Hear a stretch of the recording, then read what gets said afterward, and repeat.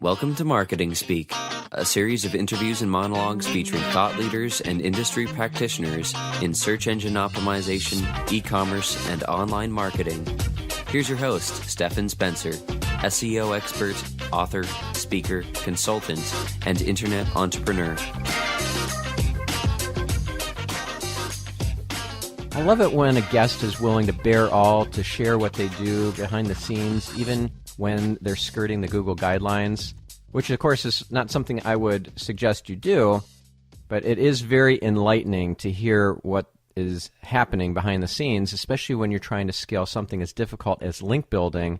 And our guest today in this episode number 154 is Julie Joyce. She's the owner of the link building agency Linkfish Media. In addition, Julie has written a monthly column on link building for Search Engine Land for the last 10 years, and it's an excellent column. Julie, it's great to have you on the show. Thank you. I'm very excited. Yeah, so let's start by talking about link development, and what do you think is the hardest part about getting links in this day and age? This is pretty close to my heart right now because I've been trying to train another group of link builders for a client. And the hardest thing that we're all facing, and that includes my agency, is just finding good sites. So, we don't want to step all over a site that we've maybe worked with before, or it's like covered up with links. But in some industries, like finance is a good example right now, I feel like every site we're running into that's worth anything is a site we've already worked with. So it's just getting more and more difficult just to find those good sites. And it's difficult to get a response too. But right now, I think my biggest problem is that so many sites just seem to exist for the purpose of selling ads or selling links. And a lot of them are just completely covered up. And I wouldn't think, if I were looking at it, would I click on this link? That has gotten a lot harder for us. And that's the big thing we try to do for our clients, to get a link that somebody would actually click on, even though, of course, we know they don't have to click on it for it to help with rankings.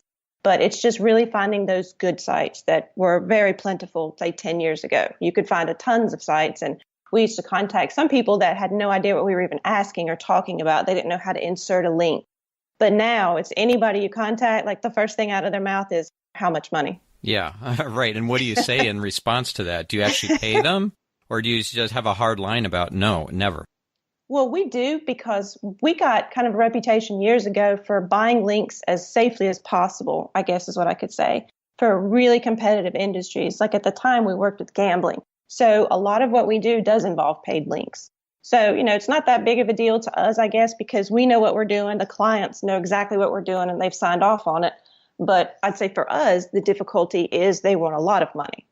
And a lot of webmasters will come back and they will say, of course, every page you pick where you want a link is obviously their most important page that gets 1 billion hits a day. So they come back with, well, I'll do this for $5,000 a month or $10,000 for a permanent link. So the costs right now are just absolutely outrageous too. Wow. $10,000 for a permanent link. It's preposterous. Wow. So what's reasonable in your estimation for a link? A couple $100, $500? A monthly fee or what? Right. Well, we do a lot, and sometimes this is at the client's request. They want us to get links on a yearly basis. So a lot of them don't want permanent links. So my maximum, like personally, is usually $150 because I have a database full of sites that's proof that we can do that. And I don't like to go above that. But if it was a really, really good site that looked very authoritative and would send you some great traffic, we generally would go a little bit more. I think a few years back, we had a client that authorized up to $500 per link. And it ended up, I don't feel like we got better sites, to be honest. I think we just gave the webmasters more money than we probably could have talked them down to. Yeah.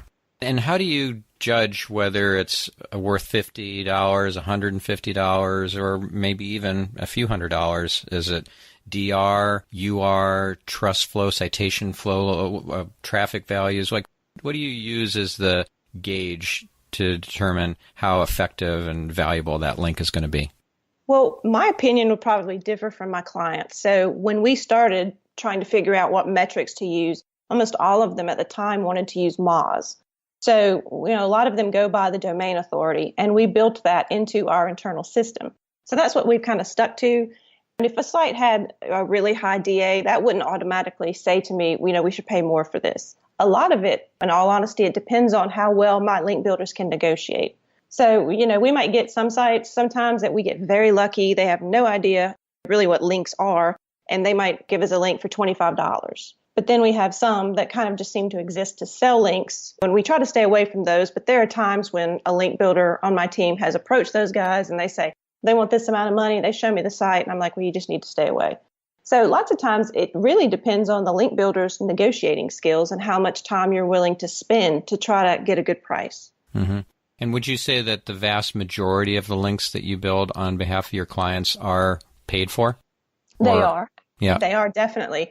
And we kind of got good at that. And so I'm of the opinion that people are going to buy links, and we seem to be able to do it pretty well and not have clients that are constantly getting in trouble for it, because we try to get links that look like they would actually be real links. It's just that the webmaster wants money for their time to update the content or something like that.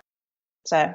Yeah. And what kinds of links are you getting? Are these like link insertions? Are they guest posts? Are they reviews of products or services that your clients are offering? What do these links look like? They are usually link insertions, although we do have some new content that we'll place for clients, but we don't tend to do guest posts. One reason is just because, a lot of other companies do that, and that's kind of their thing. They're really good at it. So what we try to do is find some content that looks like it could be updated. So we might find an article from 2016, and it has a list of resources, and they talk about all these different things, and our client has something updated. So we might approach them and just say, we've got some new information, here it is, and kind of go from there. So a lot of it's just trying to make an older post more relevant to the current situation with everything. Mm-hmm. Okay. So if I'm thinking a client's perspective, I have on one hand an agency that's saying, okay, we're Pearly White Hat.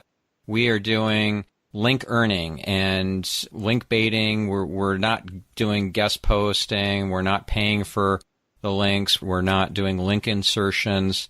We're just squeaky clean, the kind of links that Google engineers would be happy that we're building.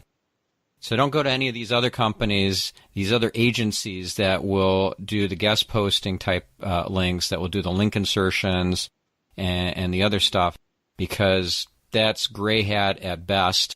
It's only a matter of time before Google will pull the rug out from under you if those are the kinds of links that you're building. What would you tell somebody who is, like, let's say you catch wind of that kind of discussion, or you're part of that conversation? What do you tell people in response to that? I don't truly think that you can just say you're white hat and you're going to be out of trouble forever. Because I've seen a lot of people that I've done link audits for, and they have never even intentionally built links. I had an example of a guy who had a quotes website, and he had been penalized. It's like his site just dropped out of everything. And a lot of it, when I looked at it, looked like he had a lot of people in forums that were using different quotes in their signatures in the forum, and it linked back to him, which, I thought was pretty natural, but apparently Google didn't. So I've seen so many people that have been penalized by things where I don't think they really did anything that would be considered gray hat or black hat. So I would also say I don't like it when other people kind of down what someone else does, and they say, don't go with these guys because it's not safe or it's not that, because I just don't like it to talk bad about what another person is doing with SEO unless it's truly very, very dangerous. And a lot of times, I hate to say this, but we have had a fair amount of SEOs and SEO companies contact us to try to get us to buy links for their clients. And I'm pretty sure they don't want to tell the clients, because I've worked with someone who said, when you send me the report, just don't include the costs on there, because we don't really want to, open up that can of worms. And at that point, we stopped, because I don't think that's a very good idea. And if someone was doing something risky for my site, I'd really want to know about it. I don't think anybody is as white hat as they like to think. Maybe some are, but I don't know. Some people would say asking for links in any kind of way is not a great idea. And if you have a ton of money, I think it's perfectly reasonable that you could create really good content that can just generate fantastic links. But not every client has $20,000 for a massive content budget. Yeah, 100% agree with you that it's important to be transparent with the client, the end client. Yes. If you're working through kind of a contract or subcontractor arrangement, the end client needs to know that links have been paid for. Right, exactly. If that's happening, yeah. Yes. So let's talk about the metrics for success. Okay. So we talked a little bit about how DA from Moz, domain authority, is a metric that a lot of link sellers will rely on because, frankly, it's much easier to game that metric than some of the other metrics. Right. What are some of the metrics and measurements for success in your view? In my view, I think you would look at so many different things. I would look at, what we are doing. Does it increase your traffic? Are your rankings going up? And is that increasing traffic? Percentage of new visitors, things like that. And I don't really look at things the same way a lot of the clients do, though, because initially I started out thinking, I came from just a pure SEO background, and I wanted to look at all these different metrics. And it seems like every client we would get had a different tool they used for metrics. And that's still true.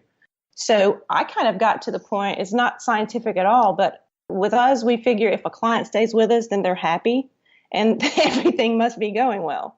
Some of them, they measure success differently too. Some people want to move up in the rankings. Some of them in very competitive industries just basically want to keep their spots. They don't want to fall behind. And they know that all the other companies are doing this. So they just want to keep up. So a lot of them are just kind of happy if they seem to be doing as well as they were 6 months ago, even if they're not technically improving. Yeah. What would be some of your favorite tools for link analysis? Well, let's start with link analysis, and then we'll talk about things like outreach after that. Okay. For link analysis, I tend to use Majestic or SEMrush. I kind of go between the two, but I've been using Kerbu for ages. So that's a tool that can help you identify, your most dangerous links potentially. So I tend to grab as much data as I can, Webmaster Tools also. Basically, any link tool I have that can give me links and just kind of throw it into Kerbu. And it sorts things out. So it has all these different bands of your risk. So something, will show you that this is like really risky or this is probably neutral. And I just kind of sort things out and go that way. But I still, if anything looks dangerous, I still visit it just to make sure. So I'd say that is definitely my main tool. Okay. So Kerbu. I like it. It's very good. Kerbu. And what about Majestic? What is it about Majestic that you really like? For me, for example, I love trust flow. I love having the separate metric for trust from differentiated from importance. Whereas with, let's say, Ahrefs, you only have DR, domain rating, which doesn't tell you how much trust is baked into that and how much importance is baked in. So I want to be able to distinguish those two concepts.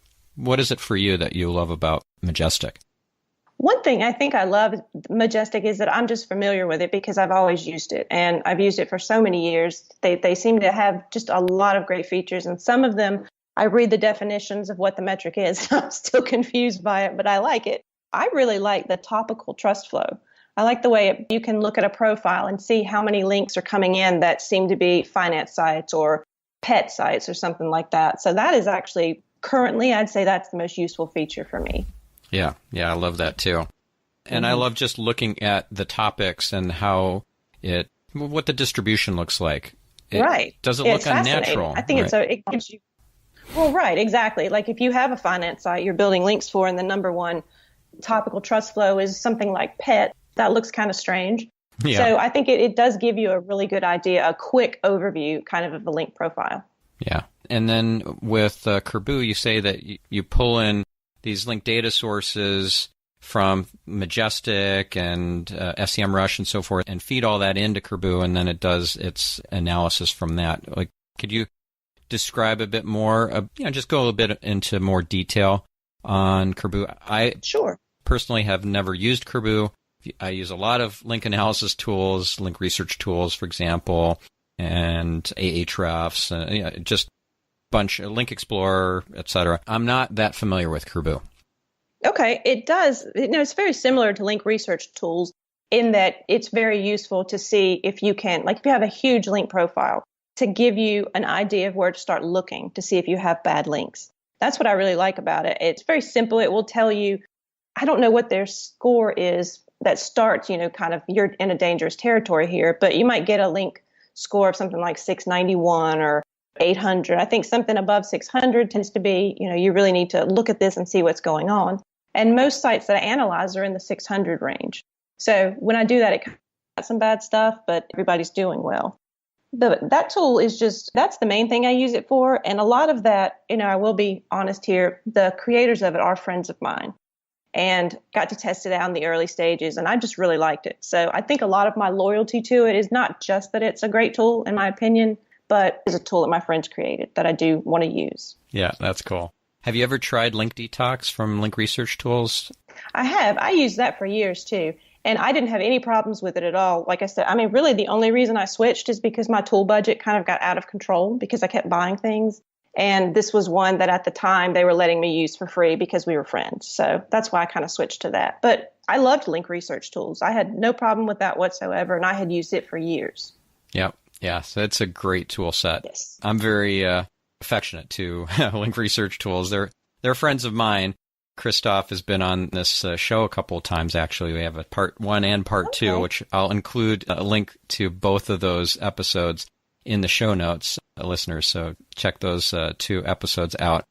Yeah, I'm a big fan of Link Research Tools. I've got a couple dozen different tools inside of there, Link Detox being one of them. It sounds like there's a lot of similarity there with Link Detox and Kerbu in terms of getting like a toxicity score for your link profile.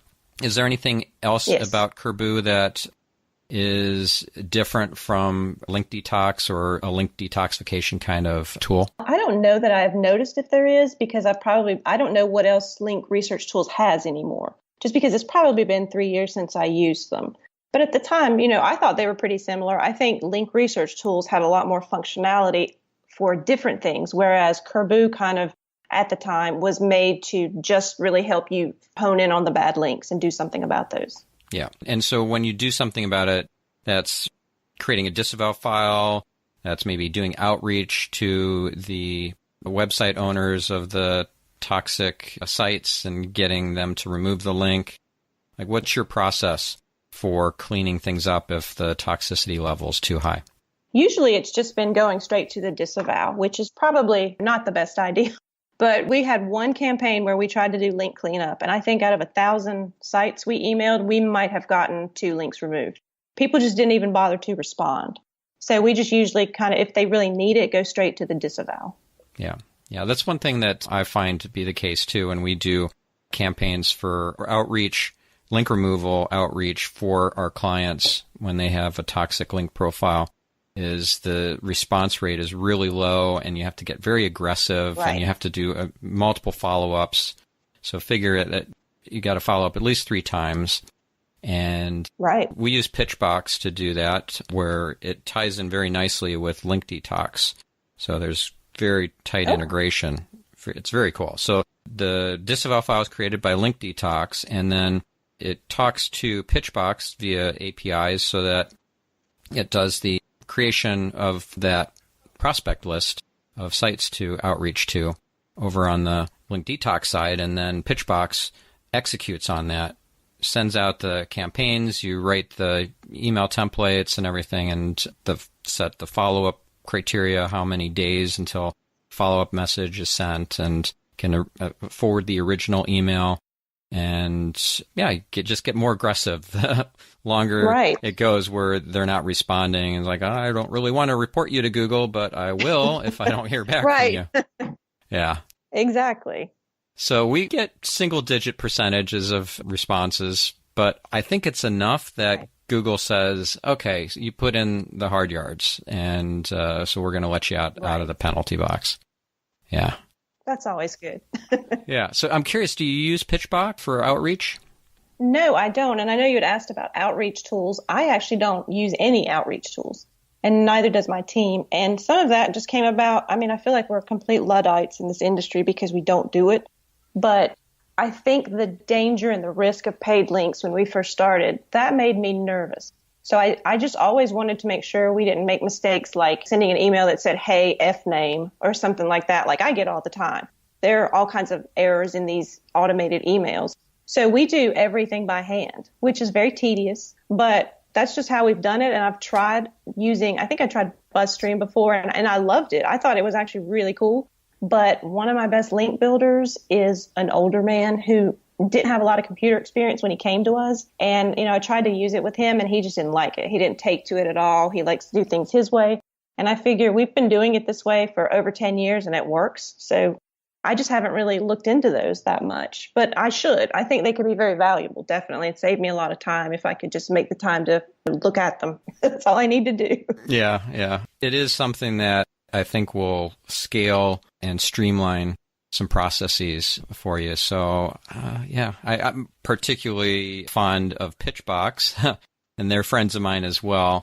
I've not used BuzzStream, but actually I've heard anecdotally a number of people who have used both rave about Pitchbox and don't have as nice things to say about BuzzStream. So I'm probably not even going to try BuzzStream. Yeah. And another thing, too, that I think you'll like about Pitchbox is that you can have a moderation queue. I forget what they call it, but it's a holding box where it's completely optional. But if you turn that on, you can have somebody like a QA person go through the emails, make sure that they look all hunky-dory before they get sent out. So you'll never have an F name or like some weird mail merge thing sneak in there if you turn on that feature. Okay, well, that is interesting because a lot of my reluctance also is I like to see everything that's going out and I like to look at it. So if my guys close a link, when they're submitting it all to me, I see the whole email thread. And I do tend to keep an eye on that just to make sure I think their outreach is as it should be. So it would be good to be able to look at something before it goes out. I'm just nervous, I think. Yeah, no, it's important to make sure that the I's are dotted, the T's are crossed. I'm very particular about this sort of stuff. I'm a stickler. And if somebody sends me a link request or any kind of outreach where they want something, my spidey sense is already up. Right. Because they want something, they're not giving, they're trying to get something. I'm looking for things that seem disingenuous or like mail mergey type stuff. Things like, right, exactly. I loved your last blog post, and then it inserts the name of the blog post in there, and I'm like, you got to be kidding me. You've never been to my blog. Right. I hate that stuff. I hate it. So I know, I do too. You can achieve the personal touch and make it feel like you've been to their blog, you've been to their podcast or whatever it is that you're pitching, and mail merge things in there that I think they call it backfilling over at Pitchbox, where you get somebody, let's say overseas person at a few dollars an hour, going in and building this data repository of things like something insightful to say about a recent post or a recent podcast episode and stuff, beyond just the basic thing of, I found your last article, insert in the blank, to be really insightful, right? To actually have something insightful to say about their insights. And you can hire somebody to go in and backfill all that. And that is what gets mail merged in, and not just first name and latest blog post and name of blog. Yeah, pretty cool. Okay, that sounds good. Yeah. Very cool. So let's talk about other types of tools. We talked about link analysis tools. We talked about outreach tools. What are some of the tools that you use that help you to be more productive and to systematize and scale your business? Like any agency, whether it's a link development agency or it's an ad agency or a print media agency, they're always looking to scale, and not just by adding more staff, by adding smarter systems and processes, standard operating procedures, and so forth. Like, what are some tools that have rocked your world in that area? Well, first of all, I think it's everybody's goal to scale things. And I like what you said about making processes more efficient, because I am interested in that. We don't plan to grow any bigger, though, because we're very small now. And when we started out, we got to about 50 people. And it was completely unmanageable for me. So I had to have a mid-level manager who saw everything. And then I just kind of managed everything else. And I hated that because I never could see exactly what we were doing. And I was the one who reported to the client. So if they had questions, I couldn't say, well, I approved this, or I knew what was going on. So I don't have any desire to scale in that way. And because of that, we can't really scale in terms of getting more clients. But we do need to get more efficient. And my main tool that I use for business and personal use is Evernote, which I think is, I've been with them for ages. And it just, you can create notebooks, you can create notes. So I have, a notebook for each client. I've got notes. So I have all of my emails in there with correspondence with clients or their latest requests and things like that. And it's searchable. So if I'm trying to find all the notes related to a client, I just click a keyword and it pops up everything. So that helps me stay organized. I have a file for different things for, travel, for example, and just, receipts and things like that I put in there. So that has become kind of the only tool that I use to stay organized in any way, because everything I need is right there. And you can get it on your phone, on the laptop, and it syncs up. I've tried some project management tools out, and I just never could really get into them. But we do have an intranet at work that a former IT guy built for us. So that's our main way to stay organized with work. And it has a queue and it assigns different clients to different link builders. But I still use Evernote, and I've tried to get my team to use it, and they're even worse than me. They don't really want to learn anything new with regards to any kind of software. So I feel bad. I'm just like, I don't even try sometimes, but I like Evernote. I think if anybody has any kind of system that works for them, I like that. Yeah. I tried to get another client to use Evernote, and they said, well, we like Google Docs. And I said, that's great. Then, just let me see that. And that's how they organize everything. And I've had a few clients that use that. Some of them put everything in a project management tool. I just really like Evernote because I do work from home and I own the company and I have a crazy schedule. And it's like the main thing where I can see everything that's going on in my life, personal and business. So that's been my go-to for years. I love that. I'm a big fan of Evernote as well. And ironically, I'm just about to record an interview with Charles Bird for my other podcast, which is The Optimized Geek. Oh, wow. And that's all about Evernote. He's an Evernote expert. Oh, I look forward to that. That's you're awesome. going to love it. You're going to love it. I'm going to love that, definitely. He has like 20,000 notes. Every single call he does, every meeting, everything gets created in Evernote and receipts, everything goes in there. He uses tags. He's a ninja at tags and having a tag hierarchy.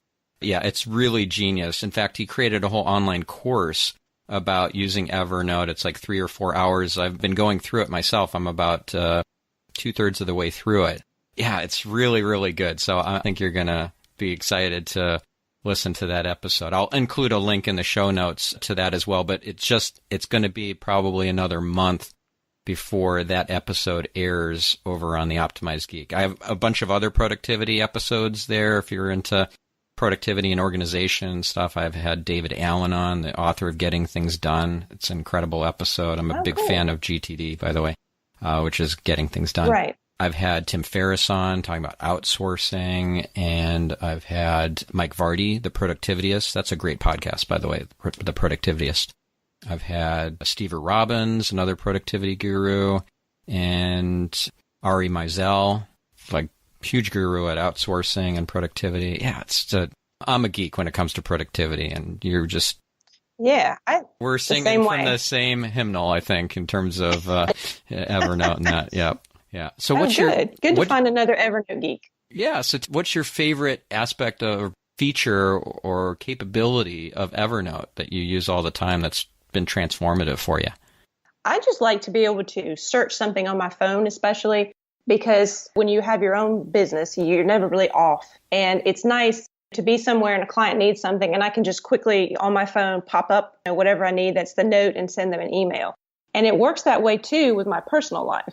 I've been in situations like, say, at the bank trying to do something, and they say, your son's social security number. And I just go and, pull it up because I can't remember things like that. So I really like the ability. I like searching on my laptop, too, just to find something quickly. But being able to be somewhere else and just pop open your phone and find the information you need is incredible to me. Yeah, I agree. And one of my favorite features is when you scan receipts, business cards, anything. It will OCR that for premium users. If you have Evernote Premium, it will optical character recognition turn that into text, and that's all searchable content, which is amazing. That is amazing. And I do that too with receipts. And if we make payments, sometimes the systems you make payments to will send you the information you need in an image. And I've had that issue with PayPal sometimes. So if I'm searching my emails, sometimes I might not see exactly what I need, but when I have it in Evernote like that, like you say, it converts it into text that's searchable. It's incredible. Yep. Yeah, cool. All right. So let's I think we covered enough tools here, unless there's something else that I've left out or some area of focus I've left out that you want to mention, we can add another tool in here. Otherwise, let's move on to another topic. Are we good on tools? Okay, that's fine. We're good. Okay, cool. So let's talk about what sort of outreach emails get deleted automatically, get you into, submitted to the spam house and that sort of thing, and which ones get you the desired result of getting a link. Like, what's the magic in getting the good result? What are the landmines that will get you into trouble? We used to have a lot more problems getting spam issues when we were bigger, I guess, and we were all sending emails from the same domain. So one thing we don't do usually is mention a URL in the initial email, because we found that lots of times that did get deleted. But I have spoken to people that seems to work for them. So with us, I think it's just a different thing because we are offering money, and it's ridiculous that it wouldn't happen. But of course, if you're going to offer somebody money and they want money, they're going to respond to your email. Pretty simple with us. We don't really have anything I have found. People just will say no, because we, of course, say if you aren't interested in hearing from us again, then please let us know. We'll add you to our list of people not to contact. So before my guys send any email, they look at the internet and they can tell if this person has already been contacted and said, leave me alone. So we don't tend to get people who are just like, well, I'm going to report you because you keep bothering me. Even when we follow up, I think they just delete the emails. Yeah, that makes sense. So let's say that you have an amazing template that you've written that's going to get you a lot of results in terms of people saying yes. You've included something in there about you're willing to pay. Do you use that same template across a lot of different clients, a lot of different sites, or do you change it up a lot so that you're not leaving a footprint for Gmail to put you in the junk folders? Right. Well, we do change it up for each client generally because we would try to make it, we have a very basic template, but we try to make it more applicable to each industry. And that's another good thing to talk about is we do have one guy who uses Gmail for outreach, and he's the only one that does it. But he has an alias account with us that's like a different old domain that we used to use for emailing. So he and another guy use that. And we looked one time to see if the Gmail conversion rate was any different from that other domain, and it was about the same. So I've said before, it would be great to figure out which one is better for you and you use that. But it's like almost 50-50 every time we look at it. It's very strange. So what you're saying is that you are sending, or that guy was sending emails from a Gmail address and getting similar deliverability versus sending it from the client's domain name? Well, it's not. We don't use the client's domain names for these emails just because of the risk. So a long time ago, we just had a few domains that we bought that we use for email accounts from that domain. Got it. Okay. Have you gotten requests from clients saying, well, I'd like you to send your outreach emails from our domain name and we'll set you up with an email address? No, we haven't because of the payment, I think. I wouldn't do that with a client's email. When we did do some guest post placement and we were not paying, we did have that. And it didn't last long enough, really, that I could tell you if it would have been better off coming from Gmail or something. It came from the client's email. It just wasn't successful because the client, honestly, just didn't have great content, in my opinion. They were not somebody I probably, in hindsight, should not have taken them on. Got it. Have you heard of a tool called EmailWise? No, I haven't. Okay, this is a tool worth checking out. It was created by Jeremy Shoemaker, a.k.a. Shoe Money, who's also been a guest on this show. I'll include a link in the show notes to his episode. So EmailWise is all about testing the email deliverability before you send out your campaign. And it has a whole bunch of Gmail accounts, Yahoo Mail accounts, and Hotmail, etc. And it will check all of those inboxes to see, and the junk folders to see where your email ended up before. Oh, that's fascinating. Yeah, it's amazing. So it will make sure that you've got a highly deliverable email before you send it out. So I'll definitely have to check that out. And get this, it's actually free. He's decided not to charge money for the tool, so it's the price is right for sure. That's even better. Yeah, so definitely. I'll include a link in the show notes to that too. All right, so why don't we talk about how to get a company that doesn't want to pay for links to the top of the search results through link earning strategies? Because you've been writing for for search engine land for many, many years, like 10 years or something, right? And I'm sure you cover in a number of the articles link earning strategies, content marketing, creating link bait, or what's the term du jour that people use in the SEO industry? Linkable assets. That's what it is. It changes so often. Yes, linkable assets. Linkable assets. I'm like, oh, okay, whatever. Whatever you want to call it, it's still the same thing. It's stuff that's remarkable, that's worth remarking about, to use Seth Godin's definition of remarkable. So what's in your opinion, the secret sauce to getting these linkable assets or the link-worthy content instead of the garbage stuff that you would get from, like you mentioned, the clients who like coming up with the craziest, worst content you could imagine? We have had the most success with anybody that has like a resource, like a how-to guide. And a lot of the work that we have done where we weren't paying and we were asking for links, I did a lot of that myself just because the other guys didn't have as much experience. And the most success we did have was we had stuff like how to grow cilantro. Pretty basic, but the way it was presented was really cool. Had all kinds of things broken down about recipes you could have cilantro in and different types of cilantro. And that was very successful just because it was a huge piece on something, just a tiny little herb there. But they went into all kinds of crazy stuff. So I guess if you were one of those people that's a cilantro fanatic, you would like it. And that was very successful. Another thing that we've had a lot of success with would be something that included a video, like a how-to video, whether it's repairing your dishwasher or replacing some part in your refrigerator. That seemed to go very well too. So I think if it's something that is truly useful, not just that the client thinks it's useful, or you might think so, but people actually are searching for something like this that could save them a ton of money. That always seemed to go well for us. We had one campaign where I think it was like an 80% conversion rate for our outreach. And it was for one of those how to grow a specific, I don't remember if it was a vegetable or if it was an herb, but that's what it was. It's like everybody loved it. And just because it was so detailed and so much information about like a tomato, for example. You don't think you can write that much about a tomato, but these people did. Well, one thing I bet our listeners don't know about tomatoes is that they're fruit. They're not vegetables, they're fruits. That's very true. That's very true. So you said 80% conversion rate. Is that 80% of the emails that you sent out were converted into links where they actually said yes? Yes. Holy cow. Yes, they did. And that is so rare for us. I will never get over that, I think, because we've never come anywhere close to that. We may occasionally have 50 to 60%. Recently, we've been buying for a client that basically I would think any site on the planet would link to these guys because they just cover everything. It's a great site. And we've had really high conversion rate with them. Like very few people say no that actually respond to us. And we've had some very low ones, like 2-3% sometimes with clients. Oh, wow. Which is not fun. Yeah. I got to ask you about this how to grow cilantro piece.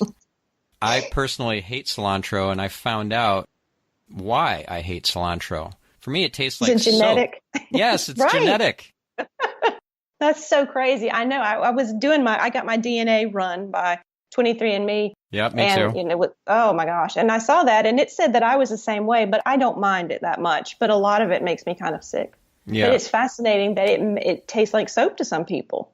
It does. That's crazy. I do not like it. It's awful. So did you include that in the article?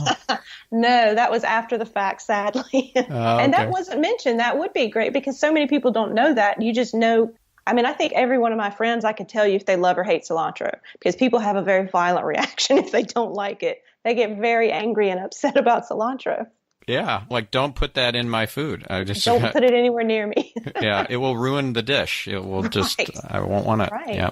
I'm curious now if, let's say that you're talking to a prospect and they want to know what kind of budget to allocate to your agency fees, what kind of budget to allocate to the, buying these links.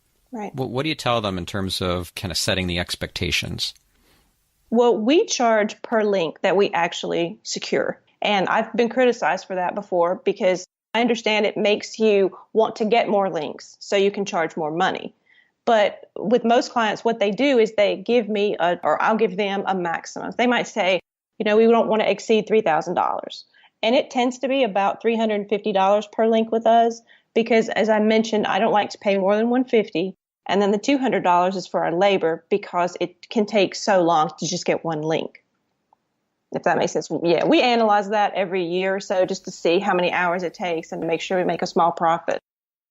So are we talking maybe the typical client would spend $5,000 a month on link building with you? That's probably typical. We have a few big clients that have very big budgets, and then we have some that we might do 1 or 2 links a month for them. And some come and go. They might want 3 links here, and then 6 months down the road, they want 5. So we have clients kind of floating in and out of this all the time. But I generally try to see what they want to spend and make it fit that.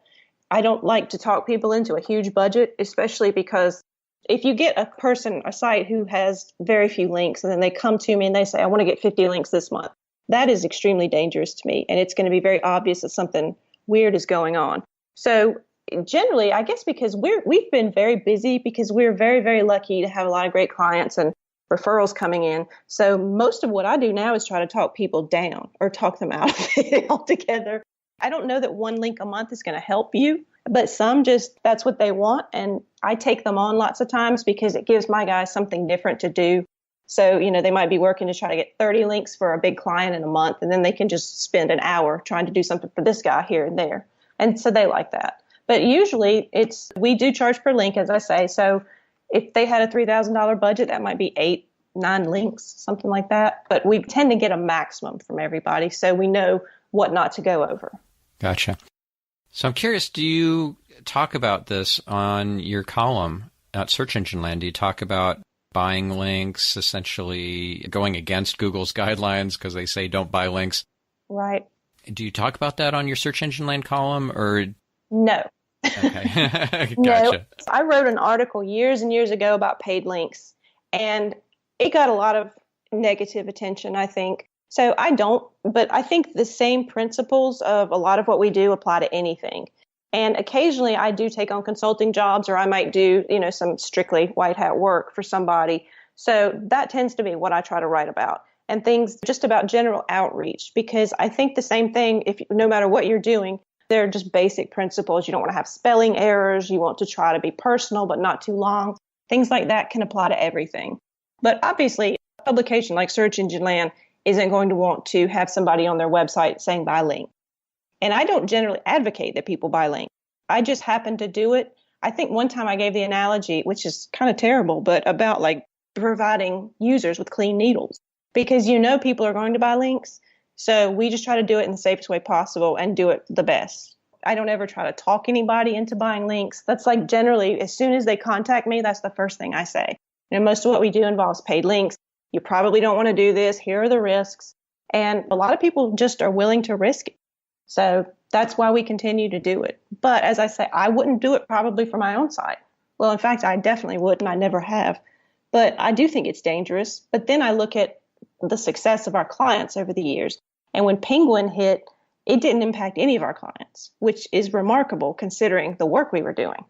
And we have had clients, I think we've had 2 people that I know of that had penalties, and they were both working with about 3 or 4 different link companies at the time and just buying everything they could. So it could have been us, definitely. But as much as I would say it's very risky and not the best idea, I also see that everybody we work with tends to do well. Yeah. So do you find that your clients are also working with other link building agencies that are doing other types of link building, such as the guest posting and that? Or is it pretty much exclusive arrangements? Your clients don't work with other link building firms?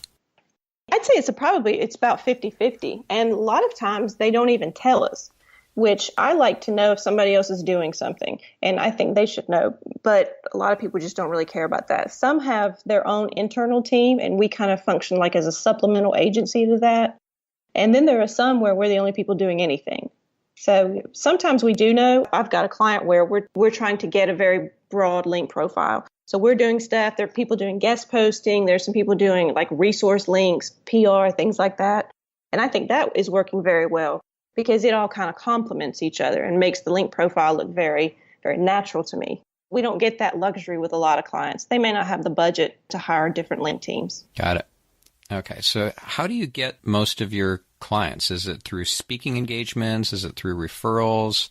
typically it's one or the other for most SEOs, referrals, or speaking, at least the folks that I know. Of course, I know a lot of people in the speaking circuit because I do a lot of speaking, but how about for you? For me, it's actually from search engine land, which I am incredibly thankful for. So every time I have an article published, I tend to get 10 to 15 different potential clients reaching out.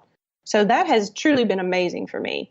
I think, they're definitely the biggest way I get referrals, but also just referrals from other SEOs. We get referrals from clients and things like that.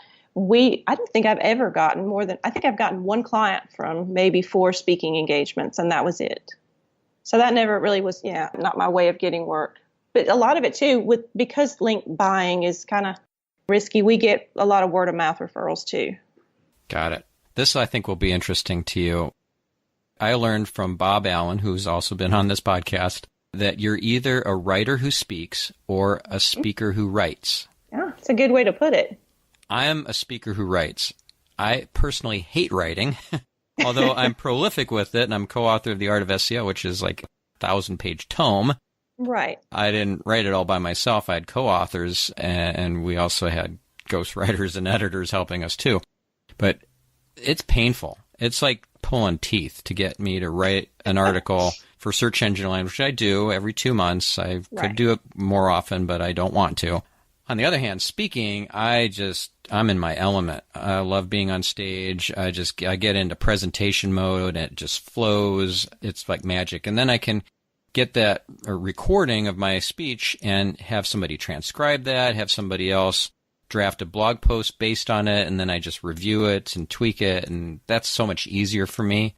So right. I'm a speaker who writes. That was a big aha for me to learn that that's how I work versus just thinking, not even having that distinction beforehand. So what are your thoughts about that?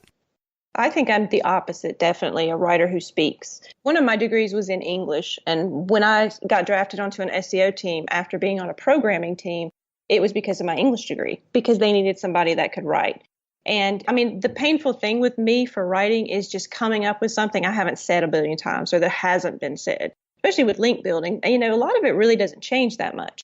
But writing is definitely something that I enjoy. And I've done technical writing before, and I just love all of it. And I don't mind speaking. It doesn't make me nervous or anything like that. It's just, I think I write better than I speak, definitely.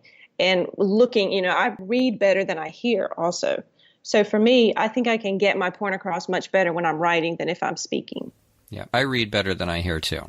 Right. I do enjoy listening to audiobooks, but my retention is not as good versus me reading it. Yeah, same here. Yeah, like in university, I would skip all the lectures and just read the book, the textbook. That's exactly what I did too. I'd ace all the exams, and I didn't waste my time sitting in these lecture halls. That was great. Exactly. Oh, cool. So what's been your biggest lesson from building this agency up and kind of figuring everything out, what works, what doesn't work in terms of the Google algorithm, in terms of starting a business and running it and growing it and then scaling it back a bit? What's your biggest lesson you want to share with our listeners? I think definitely don't put your eggs all in one basket, which is such a cliche, but it's very true. Because when we first started, we had one big client, and then we got other big clients, and we kept staffing up. And I was constantly in a state of panic thinking, if one of these guys leaves, we're going to have to lay off 10 people. And it didn't happen for a while, but when it happened, we had to lay off about 20 people. And I have never wanted to be in that position again. I don't want to have to borrow money for the business, work 70, 80 hours a week. I just don't want to ever be very dependent on one source for my business. And currently we're not, which is good. But I just really don't like that feeling that I could potentially cause people that I really care about to lose their jobs because I haven't tried to make this a more diverse group of clients. Yep, I can totally relate. Back when I had my previous agency, Net Concepts, we got a 7-figure contract from Zappos, and it was amazing. We hired all these people, and we were just crushing it for Zappos, like just doing amazing work for them. We figured we'd have them for years. Right. And then out of the blue, they canceled.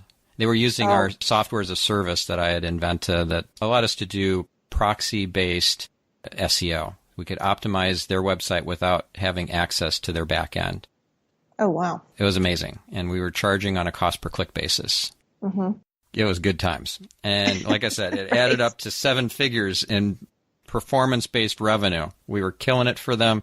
And then somebody in the company said, wait a second, who's this Net Concepts? Why are we spending so much money? And they decided that they'd pull the plug on that and try and build something in-house. Oh, it's brutal. It is brutal. We had to do layoffs and everything. Oh, I hate that. Painful. Yeah. That was the only time that we had to do layoffs, and don't ever want to do that again. So, no, me neither. Yeah. All right. Well, this has been a fabulous interview. I've really enjoyed it, and I'm sure our listeners have as well. How can they get in touch with you if they wanted to work with you? Usually you can get me at julie@linkfishmedia.com. But I've been using my personal Gmail account for work for ages and ages since I was doing freelance. And that's julie.joyce@gmail.com. Awesome. And then your website, linkfishmedia.com, is a way they could learn more about your agency. Yes, absolutely. And they can contact me through that too. Awesome. Well, thank you, Julie. Thank you, listeners. We will catch you guys on the next episode of Marketing Speak. In the meantime, have a fantastic week. Thanks for listening to the Marketing Speak podcast. Your host has been Stephan Spencer, 3-time author and leading expert on SEO and online marketing, whose client list boasts such brands as Zappos, Sony, and Chanel. Want to learn more about SEO, social media, or just generally how to build an online empire? Visit marketingspeak.com for an archive of past episodes, along with transcripts and show notes. In addition, a wealth of resources that include video-based training, screencasts, webinars, white papers, articles, and blog posts can be found on his SEO coaching site, scienceofseo.com. To reach Stephan, visit his personal website at stephanspencer.com or email him directly at stephan@stephanspencer.com. Until next time.